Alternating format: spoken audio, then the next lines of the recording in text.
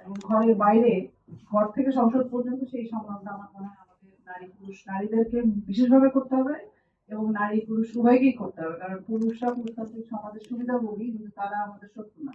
ফলে তাদেরকে নিয়েই আসলে সেই কাজটা আন্দোলনটা করা দরকার। ফলে নারীরা, যেই নারীরা নতুন ভাবে গণঅভ্যুত্থানের মধ্য দিয়ে সামনে এসছেন, আহ, আমি তো নিজের কাছে আমার খুব ভালো লাগে যখন আমি তরুণ নারীদেরকে দেখেছি তারা কথা বলতেছেন, বিভিন্ন জায়গায় তারা ফাইট করতেছেন, চেষ্টা করতেছেন।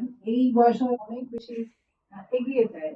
হয়তো কয়েক বছরের আন্দোলনের থেকেও গণঅভ্যুত্থানের মতো আন্দোলন মানুষকে রাজনৈতিকভাবে সচেতন করে, মানুষের আকাঙ্ক্ষা তৈরি করে।